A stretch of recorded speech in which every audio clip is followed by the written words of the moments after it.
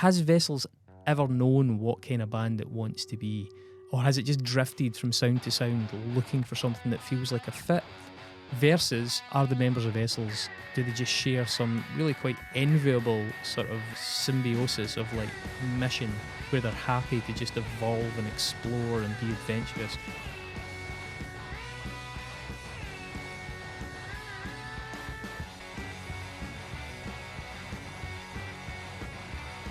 Hey folks, welcome to Unsung podcast. My name is Mark, joined by Christopher. I'm Chris. I have been Chris all evening. And will continue to be Chris. I mean Chris for the duration of this podcast. And then pretty much immediately after, I think I'll give up. Oh, well, don't do that. We'll miss you, Chris. You join us. We are in the Variety Bar in Glasgow, which is where we are in a studio. And a part of No Mean Radio, which is the Variety Bar's soon to be launched radio Community radio station, yeah. Podcasting studio facility extraordinaire, which is being put at our disposal. We're very grateful. Thanks to Sean, thanks to Gail, thanks to the staff. If you're watching this on YouTube, subscribe. Buttons down below. Do that. I'm watching you. You're watching me, so fucking do that. But if you're also on our YouTube and that you're just listening to this, and you're like, you know what, I want to throw those guys some money, you can join us on Patreon, which is patreon.com/unsungpod. So let's rip into this, because this is a thrilling episode. It is, and it's hot in here. So sometimes you pick a band and you're like, I want to talk about this band, but there's no real angle on this band, and they're English. Which often means it could get a bit boring. There kind of is an angle with this band, though. Remember when English bands weren't born? No. As people? No. Well, I do. When? Well, like, who specifically? Basically all of them. and then it all got a bit mild. I mean, I suppose there's still some exceptions, but even the exceptions tend to be the older ones. There's some very, very good English bands in the world, don't get me wrong, but they all live fairly sensible lives. As people do. Yeah, that's probably wildly inaccurate. I mean, Lost Prophets were Welsh though, So yeah, it doesn't really count. But yeah, so we're going to talk about an English band, and this English band is called Vessels. Vessels. Now, from Leeds. This is not, I repeat, not the artist Vessel. Which you've already done. Who's also English, who's from Bristol. Vessel is an electronic artist, very, very good electronic artist, an episode I really enjoyed doing. This is not Vessel. This is Vessels, plural. I might add, if you like Sleep Token, A, what the fuck is wrong with you? And B, you may know that all the members of Sleep Token are called Vessel. Yes, they are all called Vessel, apart from the singer, I think. Was that true? Yeah, I think the singer's got. I think the singer's got. Maybe, I don't know. I think singer Vessel won. I don't fucking anyway, care. Don't listen to Sleep Token. I don't care. Listen to Vessels. Vessels are a band that actually they're not famous. They're not. In fact, Vessels incorporated as a limited company in 2015, and as a result of their accounts being public, I can confirm it's a modest operation. I did actually find that, and I did. So they're on Company's House. Vessels are on Company's House. Since 2015, you can all the best bands are on Company's House. Wade through their finances. If you want to join the Patreon record club where the bands are not on Company's House. But yeah, Vessels are a modest operation. Don't get me wrong though, they still headline small festivals. I've seen them do very, very good shows to totally respectable crowds. Yeah, we'll dig into them and explain why we chose them. The main thing I will say, the theme is going to be metamorphosis. That is going to be the consistent flavour of this episode. Constant change. It's a bit Sleep Token-y though. That's a bit. Anyway. Yeah. So, and curiously enough, Vessels do go through Vessels 1, 2, 3 and 4. Yeah. They formed in 2005 in Leeds. They were originally a quartet. They played in a number of projects prior, I don't know, in different arrangements. I'm not too au fait with their kind of proto years, but the original people were Tom Evans, Tim Mitchell, Martin Teff, and Lee J. Malcolm. I'm going to drop the J because I hate using people's middle initials unless they're extremely famous or very rad. A fellow called Peter Wright joined in 2007. The most pertinent debate for me here, as I said, that there's a lot of change in this band's history, and what I want us to try and kind of wrestle with here is, has Vessels ever known what kind of band it wants to be? or has it just drifted from sound to sound, looking for something that feels like a fit? Versus, on the other hand, are the members of Vessels, do they just share some really quite enviable sort of symbiosis of like mission, where they're happy to just evolve and explore and be adventurous? Which, hey, if you can find a band that are willing to go on that journey together, because this is a band that's, since Peter joined, it's been the same lineup all the way through. So the original quartet are still the original 4 of the original 5. A rarity, as we found out. Absolutely, yeah. Podcast. So first of all, they must get on, which is nice to hear. But also, yeah, I just think because they've changed sound so much, that's even more remarkable. Because I can totally imagine a bass player is your pal, and he gets into a band because you're a bit post metal, and then by the end of it, you're doing Blippy Blippy and remixes, and he's like, "Oh, don't you go into this? I'm going to the cat house," and then you have to go and find somebody else. Who doesn't like the cat house? Who doesn't like the cat house? So I think another way of saying some of that is like, have Vessels ever sounded more like Vessels than they have some of their peers and references of the time? And has there ever been a sound that they have defined? Have they ever been in the top echelon of bands doing a particular thing at any one time? I bring the album Dilate to the table from 2015.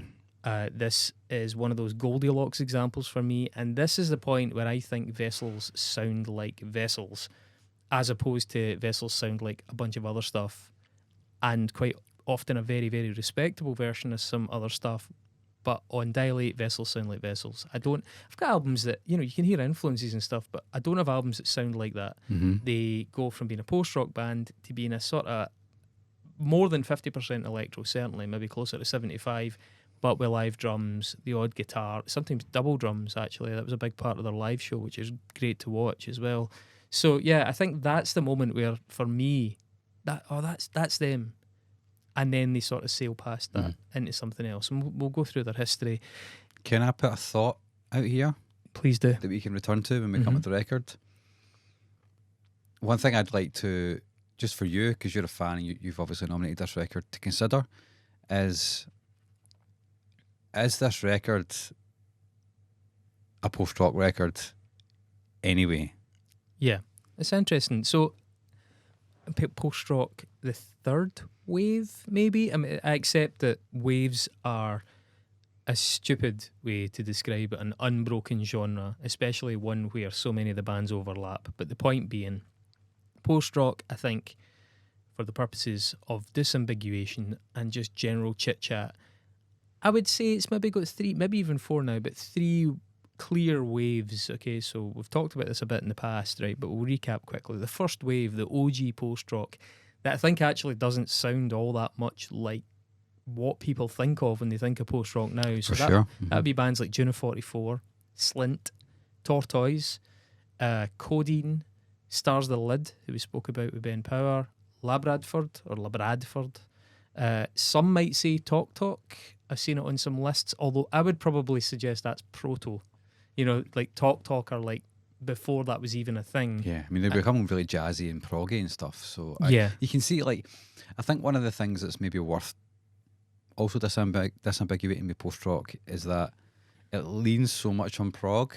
Yeah. And I think that bands like Slint and that are perhaps not as proggy as the bands that would then go on to arguably define what post-rock actually is in the modern age. Yeah, for want of a better phrase, there's a kind of Albini-esque post-rock era, which I think is what that first wave sort of is. The second wave is when I think post-rock really coalesced into something identifiable. Funnily enough, Albini did work with some of these people. So you've got your mid to late 90s, Mogwai being a huge example of it. Godspeed You Black Emperor, who Albini recorded. Explosions in the Sky, Sigur Rós, they're the big hitters. You've got smaller groups that are quite revered. You've got Billy Mahoney, you've got Mono, Japanese band, you've got Russian Circles, you've got a band we've talked about before, Hood, you've got Red Sparrows, you've got Pelican, who are about to make a return. Pelican? Late 90s. Would you call them post-rock? Post-metal. Yeah. But the thing is, at that point, we didn't really have that. That's true. So would ISIS be in that category as well? Well, yeah, so the thing is, the second wave started to splinter because Godspeed You Black Emperor are almost like neoclassical. Mm-hmm. You know, meanwhile, and really arty in places as really well. arty, Mm-hmm. and you know, so there's a lot of diversity in the second wave. But also, that's when I think people started to get ideas about, you know, you get a delay pedal, you stick on shitloads of reverb, you know, and you just like basically play that tremolo picking for ages. I have never owned a delay pedal. Stupid boy. I know. I've always wanted one. Oh, they're brilliant. They are brilliant. They're amazing. I use them. Absolutely I use effects when I'm recording stuff. I use delay effects, but You've never been in a love post rock band? for my sins. No, but you can't be in a post rock band without a delay pedal. It's true, and it's got to be a Strymon. It's got to be a Strymon. The pedal. Yeah. Is that a type of pedal? Yeah, is it the Big Sky? Is the reverb one? Yeah, the Big Sky is a big one. Is it the Timeline? Is the delay one? I think. I just use a DD3. Yeah, I mean, the DD3 is a classic, and this DD6. We're not this podcast. We're losing not a little audience. Yeah, we're not totally. this podcast. And then the third wave, which I would class Vessels as part of it, certainly when they started. So mid-noughties, mathy elements start to emerge in the third wave, as well as lots of that post-explosions in the sky reliance on pedals. I think an interesting phenomenon is that even some of the originators of it, like Mogwai, who we've talked about in the show before, start to actually gravitate towards the new sound of post-rock. Like Mogwai went for much thicker production. Mogwai's early stuff was often compared to Slint, but by the time of the mid-noughties, they were doing this really thickly produced stuff with electronics and hit singles, arguably, certainly now. So yeah, the sound starts to change. It's not so sparse anymore either. As I say, these guys, I would say, and So I Watch You From Afar. And So I Watch You From Afar. They still going actually quite big. They've just been announced for a show here. This Will Destroy You.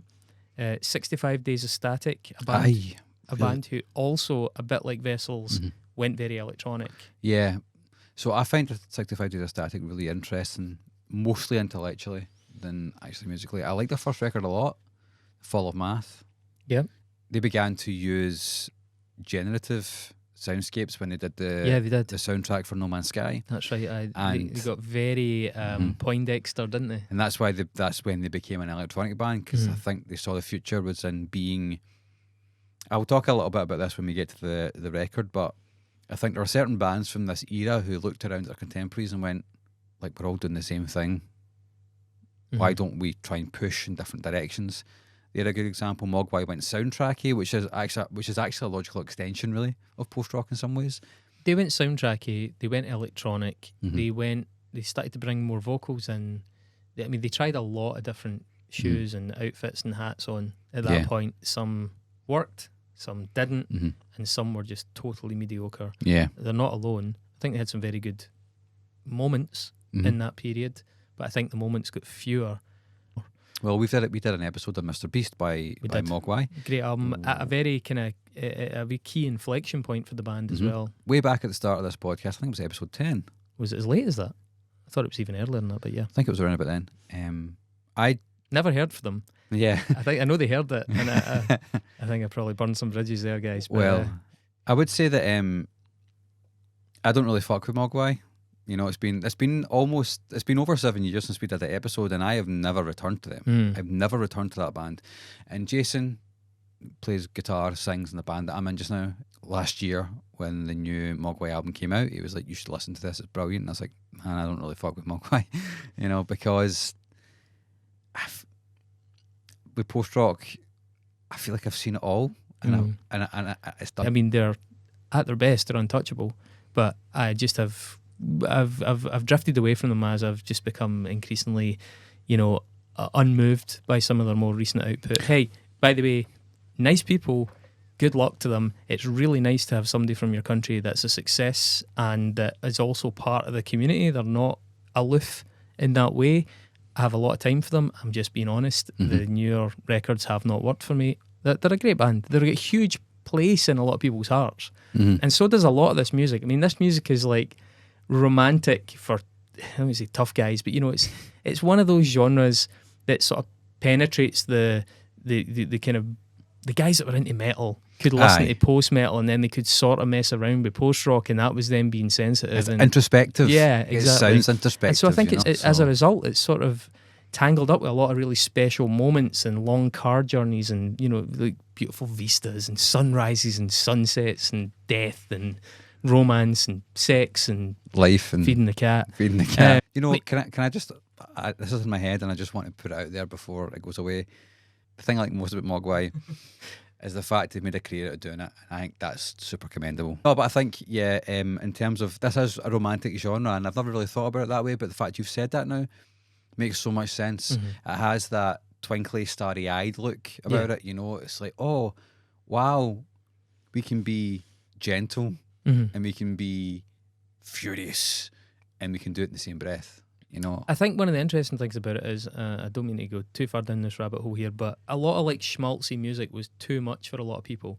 But then post-rock came along and had these moments of real beauty and tenderness that was not eggy enough that it allowed people who were into heavier, coarser music to enjoy it, because it wasn't overcooked, it wasn't saccharine. However, I think post-rock continued to go further and further and further, and then the production got better and stuff, and it started to become really saccharine.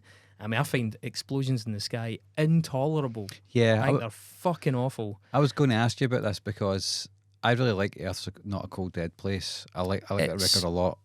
I mean, it was okay at the time, but it doesn't hold up well. But I actually think the first track off the album that followed it is their best track, and I can live with just one Explosions in the Sky song in my entire life, because again, it was a very easy hack for people that wanted to start a band. It's like, oh, we can just do that. It's like the U2 approach to guitar, you know. And anyway, so there's post-rock. Go back and listen to the Mogwai episode. Maybe listen to the Hood episode as well, because they're a really interesting, unusual post-rock band.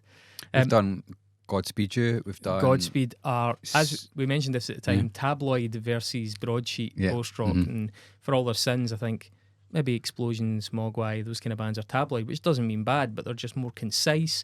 They're a bit more obvious in the hooks, whereas Godspeed are 20-minute songs and huge passages that are really difficult, and, you know, a bigger vocabulary, shall we say, like a broadsheet, like a Guardian long read. Aye, they've done the reading. Yeah, if you're a smart arse like me, you obviously prefer that. So you are the most smart arse. Anyway, down in London in 2010, something fairly significant happened for the kind of UK post-rock scene. A lad called Chris Chapman, from a band called Flies Are Spies from Hell, which I think is interesting in that I'm sure if you're in the scene you know that band, but I don't think a lot of people know that band. He starts pulling together these compilations of contemporary post-rock whilst he's in this band, under the banner of A Cheery Wave from Stranded Youngsters, which is taken from the name of a Mogwai song from Young Team. And it becomes a series of collections. He eventually forms a label called, I think it's Cheery Wave Records. And so there's loads of these, but what they do is they gather together, you know, maybe I'm guessing every year or so, they gather together maybe 8, 10, 12 of the current crop of bands that are sort of loosely affiliated with post-rock. And you do start to see a lot of names. So some of the names on them: All Right the Captain, Up C Down C, Maybe She Will, Three Trapped Tigers, Vasa, Cleft, Nordic Giants, easily the worst band I've seen in 5 years. Absolutely fucking despise them. Like, I didn't think I could despise a rock band anymore. But it's a really interesting concept. He does that. I mean, I guess at first it was sort of like, how can we boost the band? Let's put together mixtapes. I mean, it's something that people have done on Spotify and for years, you know, associate their band with a mixtape that has other artists on it. Put yourself alongside those artists. But it also, in its own way, started to build a scene. And there's plenty of those comps where his band are not involved at all. It just became like a sort of passion on the side. So you do see a lot of that scene coming together on those collections. So you can go out and you can find them. And if you want to have a wee trip down memory lane, as well as find some stuff that you probably overlooked, because there's loads of bands on them that only had one release and then they just didn't work out for one reason or another. And some of them are really good. So it's a fun wee trip. Now, I mentioned, going back to Vessels, they are a complex live proposition. They have 2 drum kits, an absolute abundance of synthesizers. They have guitar. I think they still have live bass, loads of percussion. It's a really big footprint on stage. I should point out, I'm in a band that are very, very similar to that. Also electronic, largely post-punk, but with an insistence on live drums, really like wanting people to see a live performance. Don't get me wrong, if you're in a band, there are plenty of bands I like that have programmed drums, but I just really wanted to do the opposite, which is to have electronic music that could come in a box. Let's do it the hard way, because there's a real appeal of the novelty of being like, these guys are just like, you know, if you turned off all the instruments, there'd be no sound there. There's no real backing track. There's just everything is being made organically. And Vessels are a lot like that. I think they do have some stuff in the backing tracks now because it got so complex, but largely they are just creating everything out of whole cloth on stage as close as they can. One of the things and this is a reference point that will come in when we do the record, one of the things that I really liked about Perturbator the one time that I've seen him was that you had a live drummer. That's good, because when I saw him, his synths weren't plugged in. And I don't know if anything else was programmed or not, I don't know, but it probably was. It was a metal drummer, and it was like, holy shit, this guy can hit. And it just made it sound like it was in the room. Which makes a lot of sense as well. We've talked about this as well, because Perturbator straddles a metal audience. Yeah, he played guitar. Synthwave stuff just totally works for metal crowds as well. But in terms of deciding to make effectively live dance music, the band I've talked about this. There's a quote that they have. They describe the intent of the musical shift, certainly for Dilate, as aiming to create a living, breathing human version of electronic dance music. Lee from the band spoke to Loud and Quiet. We'll reference this interview a few times because it's quite good. Regarding The Great Distraction, which is the album that came after the one we've picked, there are some things that are almost impossible to do live. So with that record, we were very much writing with that in mind, trying to think about who would play what and how they'd do it, and trying to limit the palette somewhat. Effectively saying, and I can relate to this, they have an abundance, almost like an option paralysis of ideas, but how are we going to make this work live? And as somebody that tries to do the same thing, it's actually quite limiting. You're like, we've only got so many hands. Can the drummer trigger this? Can you trigger that? Can you run a MIDI out and do those in parallel? Can that be on a sample pad? Is this going to have to be a backing track? That kind of thing, you know. That's far too complex for me, man. It is, but there is like an enjoyable challenge in it at the same time. You're like, I get that. I love solving problems, but yeah, it's a very much a problem solving thing. The only thing is it can get quite fragile in terms of logistically. Things can come off the rails. Yeah, if something breaks, you're kind of screwed. Exactly. You know? Yeah. Just a total sidebar, but we're wanting to bring in backing tracks for the music that we make, just because having some keys and stuff would be nice for the. I mean, this band do it really well. Just go solo. Yeah, I could, but no. Just for expanding the sonic space, you know, this is one of the things we talk about when we get into the record, is that, you know, making the space feel bigger than just the MIDI crushed of the guitars is great. But yeah, even just thinking about and just like try to logistically figure out how we can trigger a backing track with a drummer and all that and have a click, and it's like, well, okay, these are moving parts now, whereas you can definitely just rely on your guitar and your amp, and you know, if that's broken, then there's going to be somebody nearby that can help you out. You know what I mean? Well, again, I remember going on tour and one of our bits of kit broke on the first night, and I sat up for about 5 hours trying to fix it, because I realised we have to drop 3 songs if I can't fix this with a soldering iron tonight. So it does get a little bit fragile, and also you learn to buy backups of literally everything, which means you have a very big van. I think Lee said to The Skinny, the Scottish magazine, it's always a bit of a surprise when we turn up at a club. I mean, we generally give them warning about the equipment, but there's always that element of when we actually arrive and set it all up and they go, Jesus Christ. Do you get that as well? Absolutely. Absolutely. But yeah, so when he was talking about moving into that live dance music, he said, I think we're just trying to find our sound, and we're always keeping an eye on the live aspect of what makes us interesting as a band. I think part of it is logistical, because if you truly want to play electronic music live, you need tons of gear, which we just don't have. It can be done live. We'll always do it live, even if it's really hard. And it can be really hard. But as I say, if you like that challenge, it's such a different challenge from playing in like a 3-piece punk or noise rock band. Believe me, I went from a band that was guitar, bass, drums, and we didn't even have any pedal changes. Like, everything was to be played dynamically. So it was literally just guitar, bass, drums, and a minimal kit, up to playing in this band with hundreds of tech. And it was just like throwing the gauntlet down to yourself. And it's a headache, but it's also quite rewarding. In terms of the discography, as I say, there's a bit of a journey here. Reaction-wise, I was kind of interested by some you commented on. We'll talk about that when we get to it. But the crowd, or their audience, shall we say, I think I see a bit of a schism between them and the press, right? So the early work tends to get the highest average scores on aggregator sites, where it's like a public vote. But then it seems like the cooler magazines in particular want to emphasise that their newer, more adult or more mature, more sophisticated, however you want to put it, direction is where it's at. And that there just seems to be a bit of a friction there between the press and the punters. But starting at the start, their debut, self-titled EP, 2006, they were a quartet at this point. By the way, it's differently sequenced depending on what platform you're listening or what you own. So I'm not going to mention track numbers, but I will say the tracks like The Beast actually sound a lot like June of 44. Altered Beasts? No, that's on their album. So sorry, you're talking about the EP. I do apologise. The Beast is on the self-titled initial EP. Actually sounds a lot like Lato. Lato were another band that started as very much a post-rock band. Little dashes of vocals, but largely that kind of like early 90s kind of June of 44 type instrumental post-rock. There's tracks like Armed to the Teeth, which I think is a dreary and widdly misfire of a song. There's also a tune on it called Look at That Cloud, which is an epic, and it must have been a favourite with their crowds because it then appears on the first full album in 2008. Yeah, that's the only good song on that EP. The whole thing left me feeling very cold. Yeah. Like I said earlier on, I felt with post rock, I feel as though I've seen it all, and I guess maybe at the time it's 2007 it came out. Yeah. You wouldn't have seen it all. 2006, actually. You wouldn't have seen it all at that point, but... Well, I mean, to be fair, man, post-rock had been about for a good decade and a half, easily at that point, and a lot of it had been done.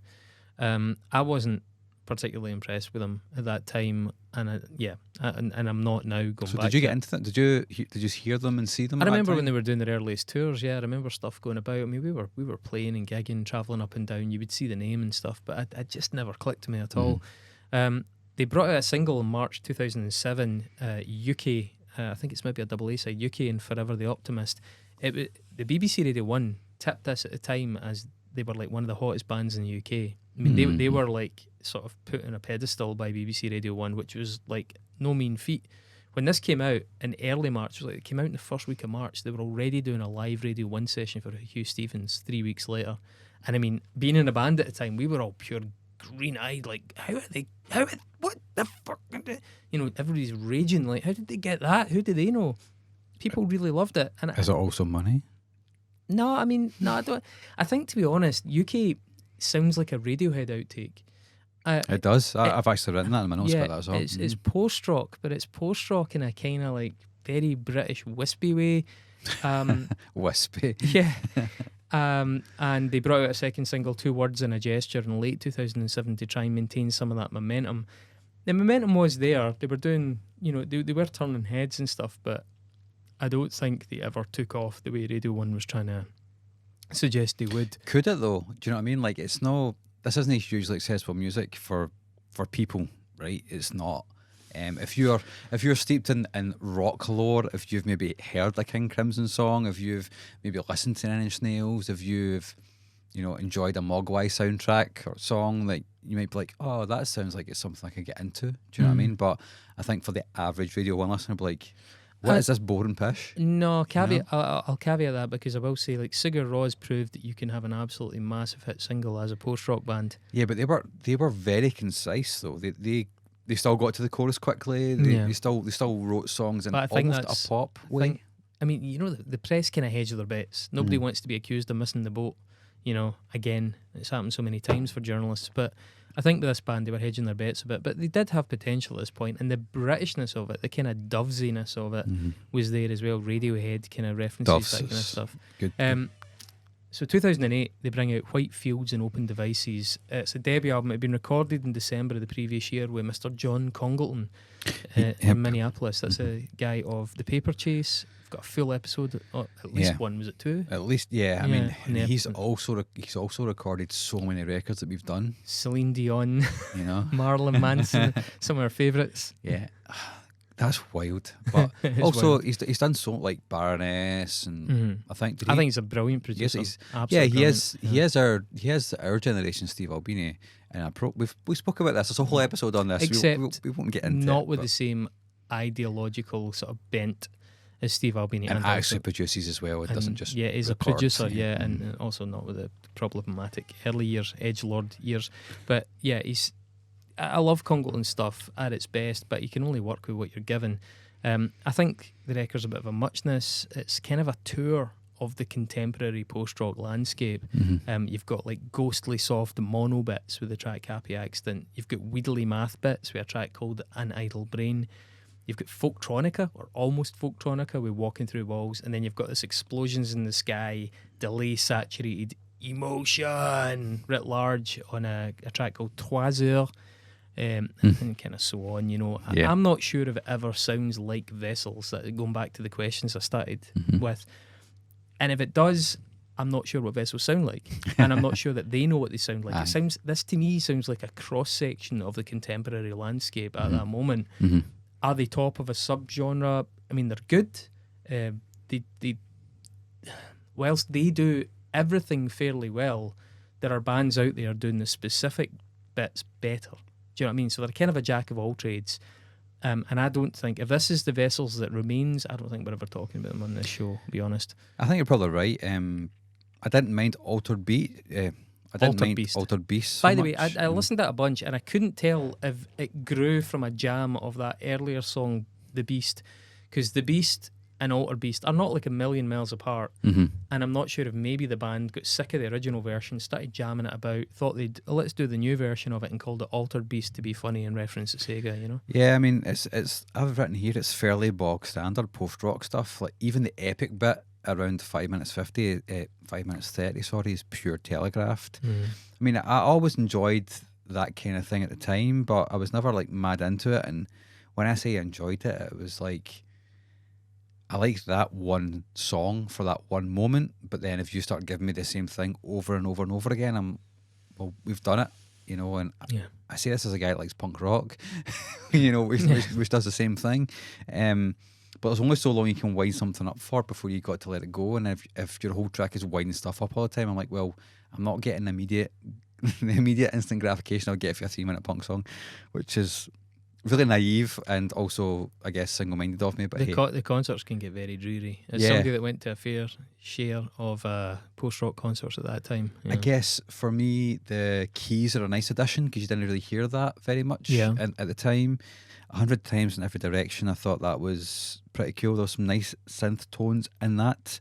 A nice frenetic outro. Happy Accidents is cool. I like the Bob Ross samples in that because you don't really hear that, and it kind of made sense with the song. Troy Hurers, like you said, the bass. 3 heures, sorry. 3 heures. 3 heures. 3 hours in French, Mark. 3 heures. I thought you said Troy Hures. Troy Hures.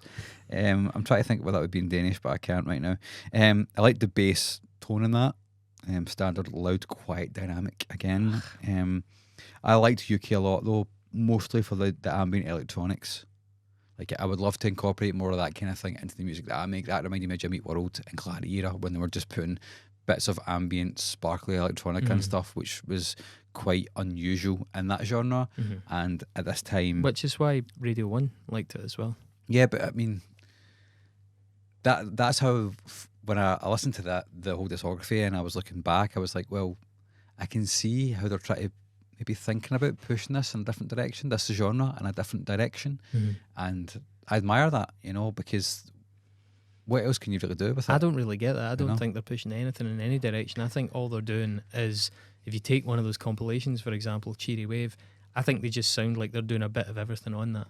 And it's all stuff that's already out there in the ether, you know, and they're just like approximating, oh, we can do that. Oh, we can do that as well. Oh, we can do that. Yeah, we can do that. It's like, yeah, you can.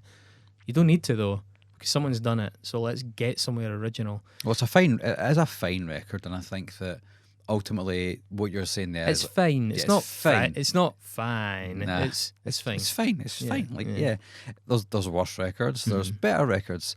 It is for the most part just another notch in the bedpost. Throw it on the pile and just move on. There it is. Yeah. So Retreat 2009 is a special limited edition tour CD that came out to go along with that tour from the album. Some interesting bits and bobs in it. There's a bunch of remixes. In May 2010, they went to Dallas in Texas this time, again to work with John Congleton Andy produced an album called Helioscope, which came out in 2011. Now, I think it's an interesting record. In places, it was slightly dull in others. It still clings on to quite a number of vocal elements, and for me, they're rarely to great effect, the vocals. Instrumentally, though, it does hit some really great notes. It begins to fold in a lot more electronica, and it definitely edges towards where we're going to go with Dilate. Lee Malcolm, speaking to Music Radar, said basically a lot of what those first two records were about was experimentation. The turning point was when we thought to ourselves, instead of trying to make guitars not sound like guitars, why not use something that's not a guitar, like a synthesizer? I get it. That's an interesting leap when you make it. It seems pretty obvious to people, but you know, when you've spent your whole life playing guitar and then suddenly you put it down in a band, it takes a wee bit of guts. Pete, speaking to Loud and Quiet again, for me the first record is a document of four lads in a room writing together, whereas I think the second record reflects the freedom Lee found in the technology, allowing him to multi-track and demo stuff more, and has an energy that comes with experimenting with new ways of writing. So Lee's getting a bit more confident. I think he'd always done a wee bit of electronic music, but they're able to kind of like make their demos a little bit more sophisticated and complex. Tom Evans for the band, speaking to Music Radar, obviously when we started we were a rock band playing guitars and that was our instrument. It was always Lee who'd be putting electronic touches on the tunes, and he's been writing electronic music since the 2000s. When we were doing the second album, the first track we wrote was Monoform, and at that point we felt that live dance music was the way forward. I actually don't think that is the point. I know he says that there, but I think we can place the point even more precisely, and it comes a slightly later. Interesting. Okay. In terms of the track highlights or noteworthy tracks, the second one, The Trap, as a purely post-rock outing, this one would still be very high quality. It's got the groove of Tortoise, and it's got the noisy moments of Don Caballero. It kind of comes from like that first wave, the older post-rock, more Albini-esque stuff. I'd say it's actually far better than the majority of their more conventional post-rock output. The sixth track, Art/Choke, is interesting for me because it's one of the songs that makes me think this band was kind of blown in the wind a bit. It's got mathy elements, and it reminds me a bit of that 2010s zeitgeist. So you've got And So I Watch You From Afar, even bands like Adebisi Shank, who we've also covered, who are on their way back, where synthesized guitar pedals became a thing and you started relying on a different form of tech to do a lot of the heavy lifting in it. It just feels a wee bit like with that track, the band's maybe been still slightly buffeted by influences from different sides. The eighth track on it, All It Ends, is an example of two different things. One is the really mopey Oxfordian indie vocal that reminds me of Doves, and I hate it. However, it ends really well. It's got a really beefy last third on that one, and I think it's really effective. So I didn't read that interview, but I kind of agree with what he said about Monoform.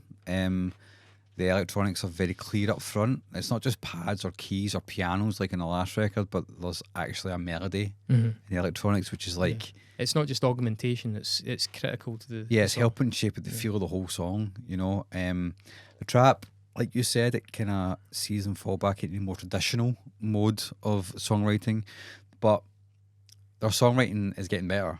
The songs are actually more interesting. I think it's more interesting, yeah. They start to be more ambitious with the structures of them, and yeah, I mean, I've said here, it's a step up structurally, but the dynamics are simply more than just quiet and loud with loads of distortion. There's some augmentation of that.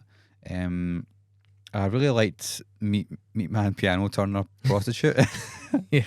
But mostly because just call it Meat Man. Yeah, it sounds a bit like Radiohead, just in the vocal melody. Yeah, I think they sound like Radiohead quite often. The drummer is also great in this song, and we should say that he has a really good drummer. Yeah. He's a very, very good drummer. Well, they actually have two drummers, so... Well, I guess was there one in this song maybe? Yeah, I'm not sure who their kind of like legit drummer was for the bulk of their career, but like when I got into them Dilate era onwards, there were two people going to the kit. And then the last song I enjoyed was Art/Choke, mostly just for the arpeggios and the keys. Again, they're pushing forward. They're thinking a little bit further than just, like they said, with what can we do with guitars and bass. We can do maybe more if we actually use keys properly. Yeah, I just think Art/Choke sounds very of its moment. It is. It's got the same sort of staccato thing going on, that stop start Don Cabby thing, and a bit of Don mathy. Cab, but like via Ireland and their infatuation with like synthesized guitar pedals, which by the way were sometimes amazing. Goodness knows I'm on record at how much I like Adebisi Shank, but I do think sometimes it was a bit of a lazy option for bands. It's a hard thing to do as well, which is weird. Man, you need to have hellishly good chops as well, which the Adebisi guys do. The Helioscope bonus album came out in 2011 as well. It's mostly remixes plus a couple of originals. There's some good tracks in it. One called Mild Eyes Afflen's remix of the track The Trap. It's a bit of a banger. Rolo Tomasi do a remix of Meatman, and it's definitely not what you might expect because it sounds like it came off of a Tom York solo album. I mean, it really does. Rolo Tomasi doing a remix. I don't know who, maybe all the band, maybe just a couple of them, but it sounds like a Tom York tune. But yeah, Vessels that year headlined the BBC introducing stage at Glastonbury, and that's sort of like, I don't mean like it's like a high watermark, but that's certainly like a good role to have down there, and it shows that the BBC were still very much behind them. Now, in 2012, this is what I think is the inflection point. They did a cover, it was a self-release of a track called The Sky Was Pink. I don't know if you know that song. It was written by a guy called Nathan Fake. It's an electro classic. It was made more famous thanks to a James Holden techno remix that was absolutely huge for a number of years in the clubs. Apparently, like, learning how to play that song seems to have played a huge part in their transition from post-rock to electro band. And Martin, speaking to Loud and Quiet, said, I tend to think of all the music we've ever done as a kind of progression, but there have been points along the way where, for example, we learned to cover The Sky Was Pink, and that was a bit of a pivotal moment. I think Dilate was the point at which we were entering the electronic world, and this album is the point where we're experimenting. It is a good cover, especially when the double drums kick in it. The Astro backing synths, I think, actually work much better than the lead organ, so they play one of the lead lines in the track on an organ that I think sounds too dry and a bit clumsy, but the backing synths are brilliant in it. Some years later, they would do an interview with Claire Francis for The Skinny again up here, and they would look back at that moment and the change of direction. Martin said, when we were starting out, it was quite fun to make things as complicated as they could be, just because you could. I think over time, maybe we've kind of got more interested in getting a bit more depth, and sometimes things that are just a bit simpler. They were getting more and more complex with Helioscope, trying to find an answer. And actually, the answer wasn't to get more and more complex. The answer was sometimes to get more simplified, but just go for something a bit different sonically. Lee Malcolm says, I think for us, it just felt like we'd explored the sort of post-rock, prog-rock thing as much as we thought was necessary. And it was either call it quits as a band or just try something new. Martin saying to Skinny, although quite a few years ago I spent more time in Leeds clubs, more recently I've probably spent more time in clubs in Berlin or London. We've got a very good friend who's part of the whole Berghain bar thing, so we've all spent a fair bit of time in that club. I guess that was probably in some ways more influential in recent years than anything in the Leeds scene. And I think the band is acknowledging that they reflect the things that are immediately around them. When they were going to Leeds clubs, when they were in Leeds, they sounded like a lot of the contemporary British post-rock scene. When they started going to techno clubs, when they started going to the Berghain, things like that, they started to sound more like an electronic band. They obviously heard these tracks and they were like, fuck man, this is brilliant, we should do stuff that's more like this.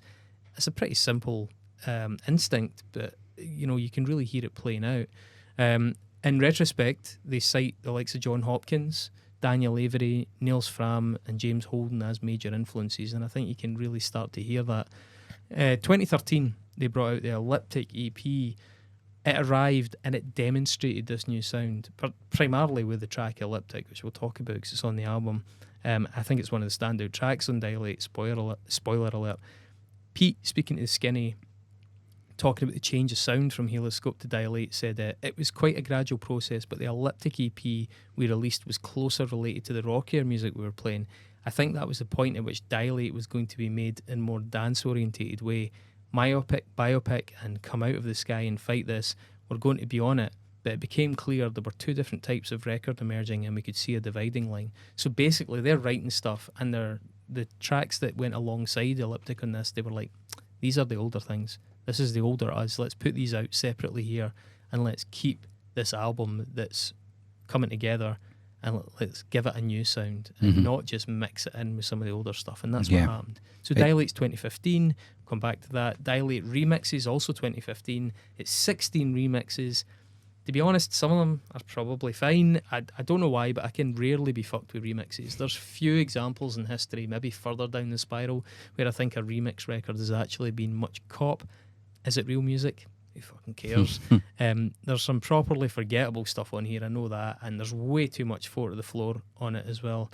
And then in 2017, they released a really significant record. It's to date their most recent album, called The Great Distraction. By the way, quite a nihilistic subject. It's very existential. There's a lot of dread in it, which I thought was quite interesting because I didn't know what the album was about. Because so much of it's instrumental, it's hard to really connect with what is the meaning behind this. But reading a bit about it was quite fascinating. So it seems like the process around writing an album has changed at this point. The band are not jamming in rooms anymore. I think one of them said, quote, life gets in the way. The tracks have been assembled remotely and they're sort of emailing them back and forward when they have time. As a result as well, as I'm sure you can imagine, some members end up more and less involved at various stages. You know, some are maybe more handy on the computer, some maybe have more gear at home. Others are maybe sort of really just going, yeah, I like that, or I don't like that, but can't really add too much to it. So I think there's the whole process starts to change a wee bit for the band. Lee, speaking to Loud and Quiet, said, I really miss that time we had together as a band with the safety and knowledge we can get together in a room and feck about. That's really important in terms of our longevity. I do love synthesizers and messing around with sounds, but I feel isolated too. I'm hoping that this record is successful enough that it allows us to be in a room together and write like we used to write. It'd be great to have the best of both worlds. So, talking about their tax releases and all that kind of stuff, the band are not making a lot of money at this. And as a result, there are practical limitations in terms of how they can travel about and how easy it is to get studio time and all that kind of thing. And I'm sure they're older, they've probably got families of some description, jobs elsewhere. So they bump into the limitations of that, but want to keep the band going, and therefore the nature of how they do it as a band changes. And it's clear that they miss that, and Lee's hoping that they can actually make enough money from it that they get back to a point where they can afford to just take time off and go to get together and write the old way. I think it's also an interesting quote though, because it reflects a coldness that I feel towards The Great Distraction as an album. I don't want to read too much between the lines, but in that comment, I hear a slight distance from this album. Maybe not even necessarily from Lee, but certainly from some of the members. It seems like a much more remote process. Maybe something that a lot of people can relate to, courtesy of COVID, actually, because, bear in mind, this came out in 2017, pre-COVID. As of COVID, a lot of people had to start writing albums at distance. I'm one of them. You had to start emailing things about, and it became a lot more normalised. But you do miss the interactions, you do miss the things that come out of that. There's a lot of vocal contributions on this record. You got John Grant, Wayne Coyne in the Flaming Lips, Vince Neff, who's in the band Django Django, Scottish band, Katie Harkin, who was in Sky Larkin and also in Slater Kinney. Nick Prowse, a writer for Echoes and Dust, who was reviewing it, commented on how the previous use of vocals by Vessels never felt, quote, very committed. And I actually think I really agree with that. Their vocals could be very mild. Yeah. I would even use the word meek. Washing around over things, sort of pastel coloured, if you could imagine them in that way.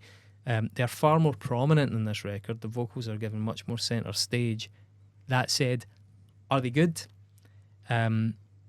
Apparently John Grant originally sent vocals for a different track, and that didn't really work. So the band decided, we've got some John Grant vocals, and they basically wrote a song around different vocal, around a new song around vocals to, quote, frame the vocals. Martin, talking to Loud and Quiet, said, I think also with the collaborations this time around, previously we've often finished a piece of music ourselves and then someone else has put something over what we've done.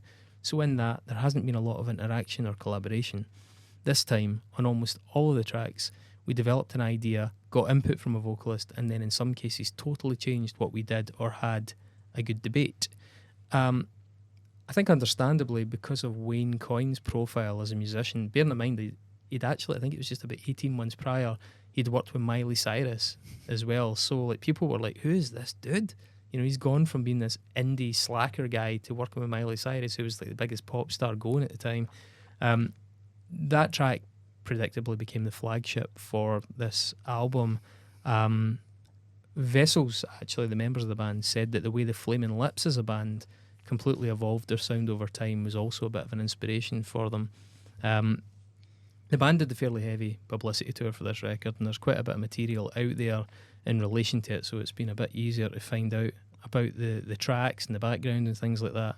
In terms of the songs, the first one, Mobilise, I can say from experience, having seen them live a few times, that the double drumming that opens this one is a lot of fun to watch live. There's a kind of odd, really protruding arp that becomes groovy just by sheer persistence, to be honest with you. It's not a great bit to start with, but sheer repetition kind of like forces its way into you. It's a good track.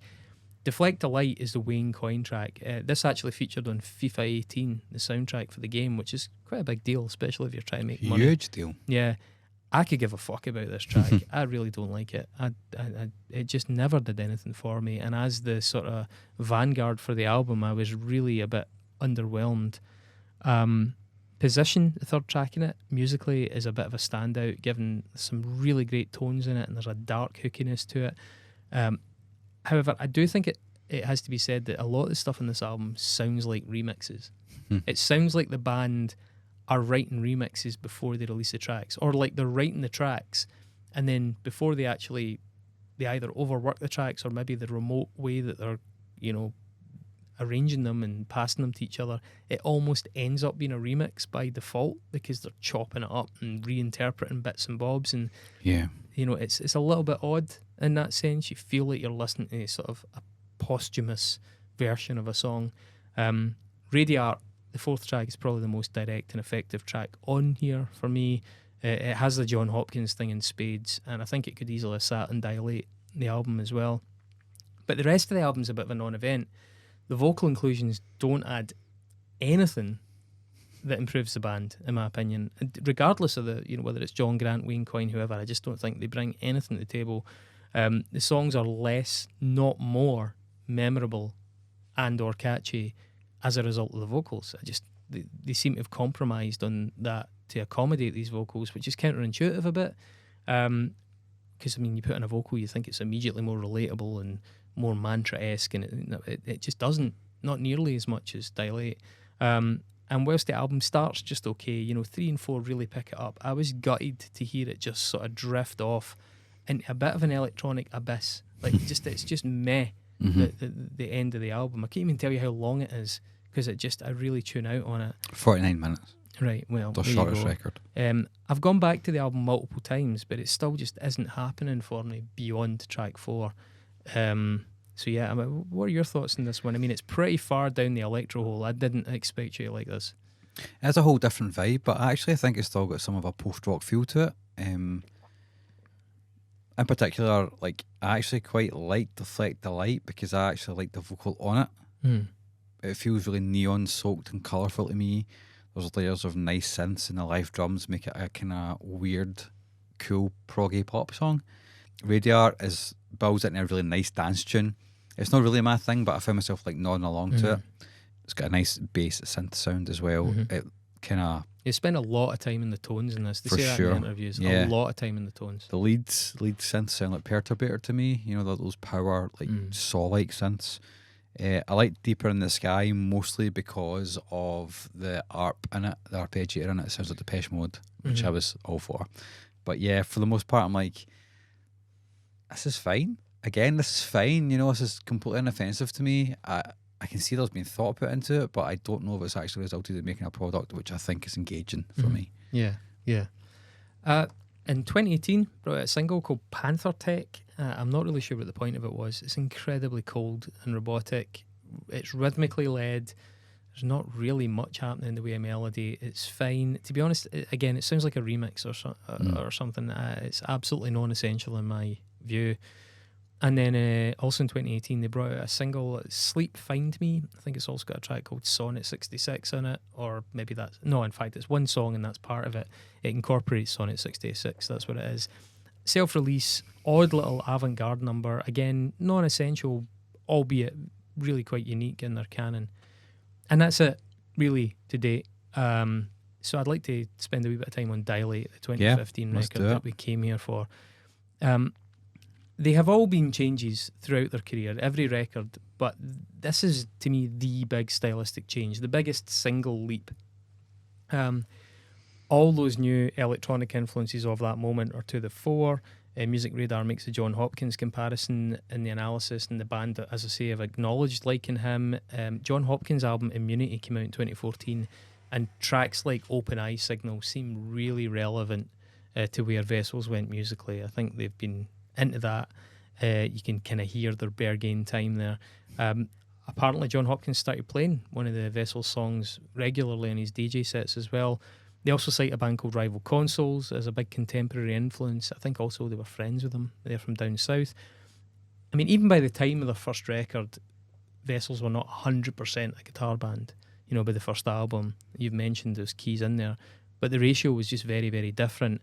There's no question that it's tilted from maybe 5 to 10% electronic to well over 75% here, I think, or at least, 75% by the time it gets to The Great Distraction. And I think that was always going to test the patience of some of the kind of more old school post-rock dudes. Music Radar in an interview actually asked them if they were concerned that it would go badly, and Tom said 100%, we don't take lightly the love and support that people have shown us. It was a massive concern, and I can't speak for everybody, but personally I was terrified about how it would be received. And actually on the back of that, he comes out with a really quite mad anecdote. He says there was one guy who'd come over from India to see us play in London, and he had a massive Vessels tattoo down the inside of his forearm. Whoa. And he told me he was terminally ill and that one of his dying wishes was to come and see us play. Holy fuck. And then he said, I don't know what this new record's about, but I can't get on board with that, mate. I wanted the prog Vessels. Oh, fuck. How fucking grim and how heavy is that? Wow. And Tom said the gravitas of what you do does hit home in situations like that. And I think we probably lost some people, but we gained others as well. I mean, they did gain others because I couldn't have given a fuck about Vessels up until this point, and then suddenly I was just like, double take, like, whoa, what's that? X. Yeah, let's do it. We'll not be exhaustive, but let's have a look at them. The first one, Vertical, I think is actually a little bit of a cold, let's say, somewhere between deep house and techno. As an opener, a little bit chilly. It's a decent way to set out the stall that this album is going to sound completely different. It must have been a bit of a shock. It's kind of no frills as well. It's just not the most melodically rich. What do you think of that one? Yeah, it's a lot more ambient and beat driven, more kind of straight up electro, I guess. Or Remember I guess them talking about simplifying rather than getting more complex. Absolutely. I appreciate the track takes time to build up, and then when the synths come in, there's one around 3 minutes 30 that sounds a bit like Hacksaw and Cloak, but instead of being really morose and miserable, it makes your body move as opposed to recoil. I don't know, like, I see that I asked you earlier on about if you think there's still post-rock in the band, and the way they structure these songs I think are really similar to how that's done. There's the build-up and the tension and the release. There's the same kind of system, I think, being involved towards songwriting here. You can hear it throughout this entire record. Most of the songs are quite long. Like I said, it has that tension and release. I don't know, I think this isn't far away. This isn't not million miles away from what they were doing before. It's just different instruments. Structurally, yes, I take your point. They are still fundamentally a post-rock band, but I mean, what they're doing with it now, but what they're filling those molds with is a completely different substance. Yeah. I mean, things really get going with the second one anyway, Elliptic. So Elliptic was on the EP, clearly caused a big stir back then. This track takes a lot of really great turns. It took me a while actually, but one thing that immediately stands out is the kick drum sound. They've got a real, in-room kick drum sound. And it actually, it demarcates this, it really distinguishes it from other electro. They don't have just a kind of 808 sample or something like that. And it plays a subtle but crucial role in grounding this in the real world. The bass ARP drop at 250 is a really big pop in this one. There's a Final Fantasy ARP filter about just shy of the 5 minute mark. It's a beautiful payoff. And they gradually introduce this delayed higher ARP that becomes really contrapuntal. They play about with the points in it. And that rhythmic multi-drum ending, a bit like we spoke about in The Great Distraction, was just predictably excellent to watch live. They really, you know, drew it out. Yeah, I mean, first of all, kudos to them for pulling off the transition between the songs. One of the things I like about this record is the songs kind of flow into each other. Yeah, which it feels of a piece, yeah. doesn't it? Yeah. And the first movement, and I will call this a movement, it gives me, like I said on the last record, It's how you know you've made it, boys. yeah, Radiohead vibes, but it's less skittery and anxious than Kiddie or Amnesiac, which is kind of the reference point I'm thinking of when I say Radiohead there. But it's got a similar tonal quality, and it's the live drums for me that really shine here. They're really highly produced, but they're not fake sounding. Yeah. So they add a really deep analog quality to the song. Tension with like loud power synths, then drops it and reduces everything to a pulsating kind of fading crystal, and then it just shatters it into a million pieces. Yeah. I think It's there's a like great song. 2 or 3 really key payoffs in this song. For You sure, know, it's yeah. not one of those tracks where it just has the one payoff. It's got multiple big moments in it. Yeah. Echo In, the third one, really unusual and very, very electro. It draws deep from that John Hopkins well, and many others besides. Melodically a bit sweeter and really smoothly constructed. It actually is quite slick in terms of electro production. The live playing on the hi-hats gives it some life. And you said skittish, you said, but it has a frantic kind of skittish energy with some really nice glissando as well, you know. The ARP is really nice in this, and I like the sort of modulated and pitch bent lead around 149, drop into a halftime section, which I think works really, really well. And the drum loop in itself is really satisfying. It gives a lot of momentum, whilst the electronics kind of dance and whirl around the song. It's a really short song, it's particularly on this record. Yeah. But it kind of works like an interlude after the first 2 really big songs, and then the next one. Yeah, As You Are, the fourth one, deep, dark, housey electro thing. This is really not my favourite on here. It sounds to me quite Bristolian and actually really quite dated. I do think it works as a bit of a pacer track, though, you know, with the kind of very prominent female soulful vocal, but like just musically, it just doesn't click with me. I think it's a good idea to bring the vocal in at this point, just to keep the vibe fresh. I mean, yes, but I think there are better vocals on here. I agree. You said soulful. I've said that as well. There's actually some really nice harmonies, and if you listen closely, you can hear they're kind of warped and made a bit uncanny sounding, a bit robotic sounding, which I really liked. And the vocals are quite like prominent in the soundscape of the song, I guess. Yeah. I kind of, when I listened to this song, I felt it was always being shuffled along a futuristic assembly line. A futuristic assembly line. That's made of pillows and manufactures sleep. What's the film where the guy gets built into the car? Is that Minority Report, where he escapes by climbing inside the car as it's getting made, or is that iRobot? I think it's iRobot, yeah. That's what I'm seeing. You do actually get some Nine Inch Nails style synths right at the very end of the song, which is later period Nine Inch Nails. Quite foreboding, because it segues nicely into the next track, which has got a bit of a darker feel. Yeah, so the next track, Attica, is a huge song.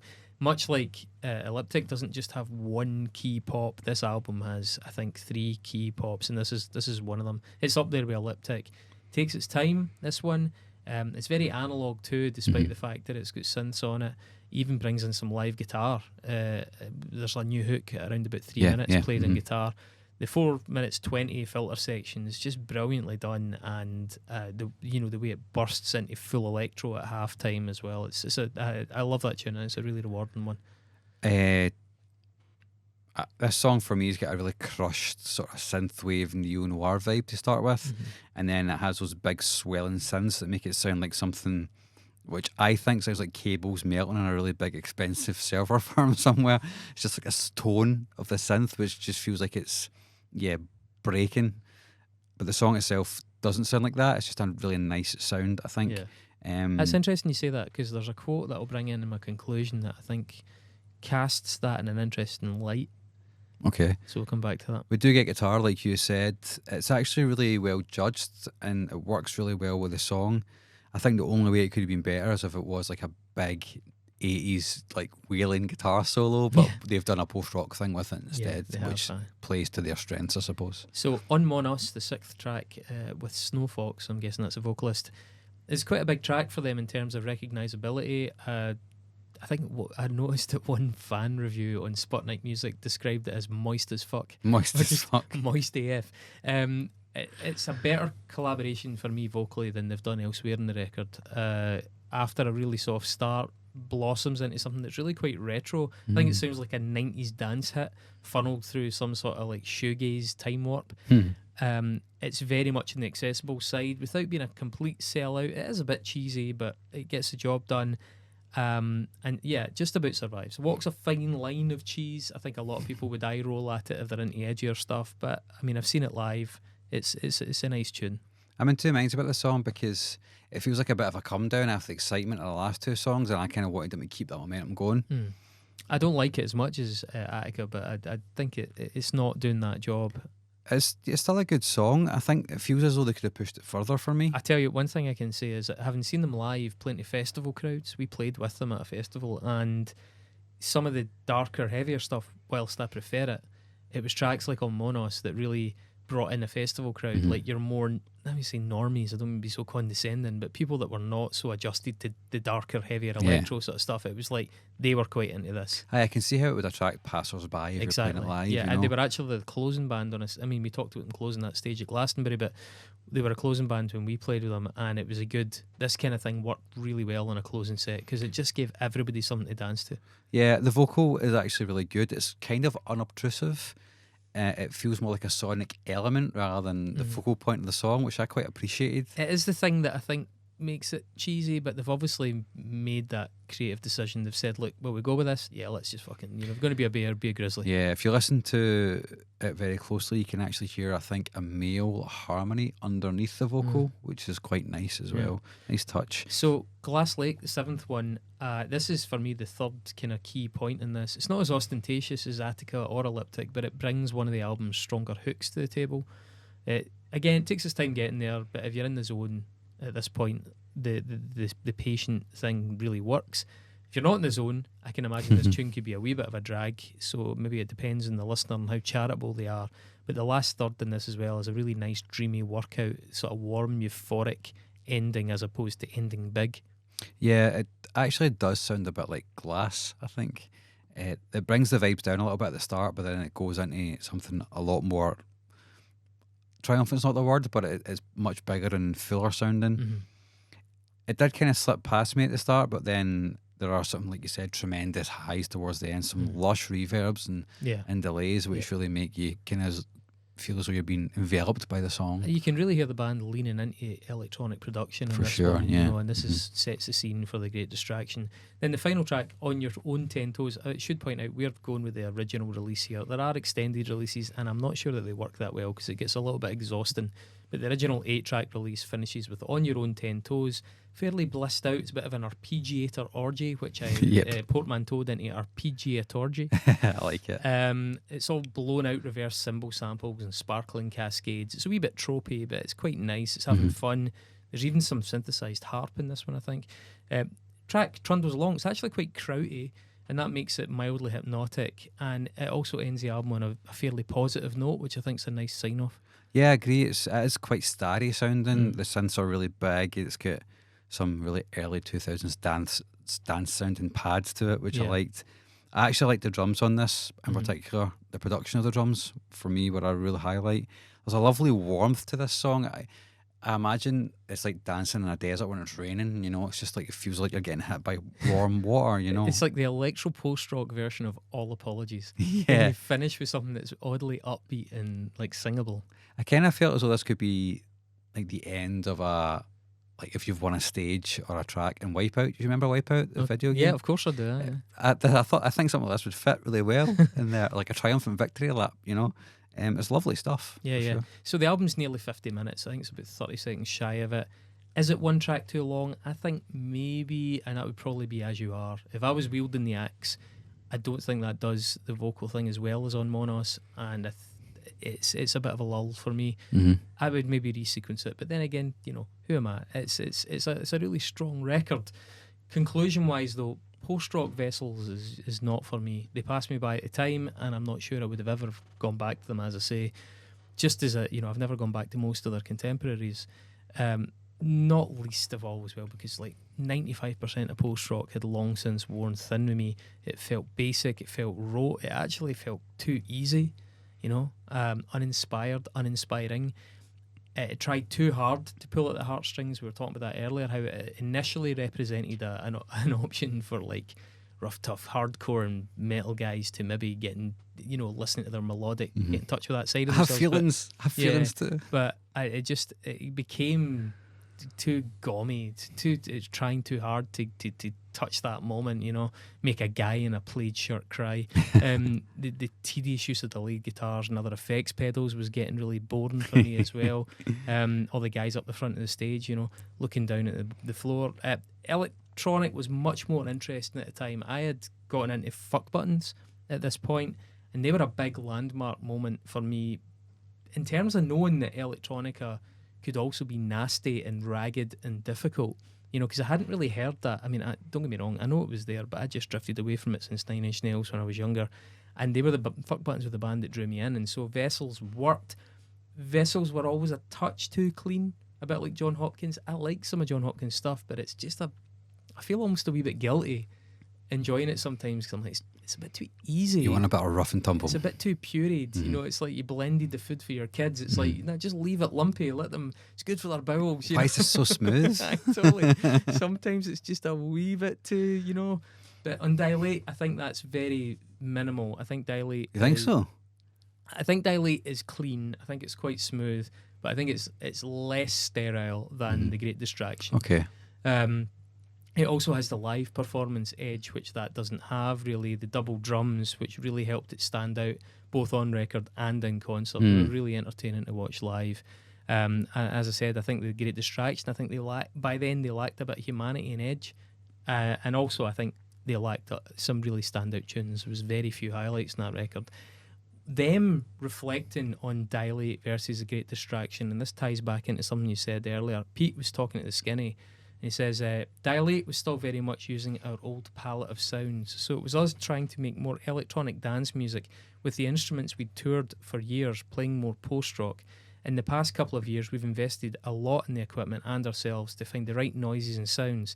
The palette we have at this point compared to the palette we had a few years ago in Dilate, I think is exponentially bigger. That leads to more interesting sounds. I disagree. I think I actually agree. So I can hear amazing electronic synthesizer sounds, expensive sounds, actually. But I can also hear a little bit the option paralysis of The Great Distraction. They've described in interviews working down from almost 700 demos. I mean, and ideas, maybe that's a slight exaggeration. Who the fuck is 700 demos and ideas? But I actually prefer the sound of the struggle on Dilate, where they took that smaller palette that they're describing and those other instruments and repurposed them to do something new. I think that sounds much more alive. You can hear that tussle. You can hear they're working, like there's a push and pull, try and make this happen, and how do we make that guitar sound better? Or let's not use a guitar, let's try. I think that's actually a really interesting quality to it. The Great Distraction sounds exactly like you described. It's an endless bank of presets and parameters that are tweaked to the point of, for me, a bit of indifference. Does Dilate sound less sophisticated than The Great Distraction? Yes, it probably does, and I think that's okay. So, as I said, Dilate is one of my many Goldilocks moments in a band's canon that we've covered in this show.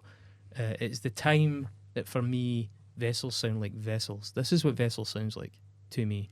And yeah, I hope the band to this day are really proud of it, but I still enjoy listening to it. And yeah, that puts it in a kind of the upper echelons of my repeat listening electronica, certainly.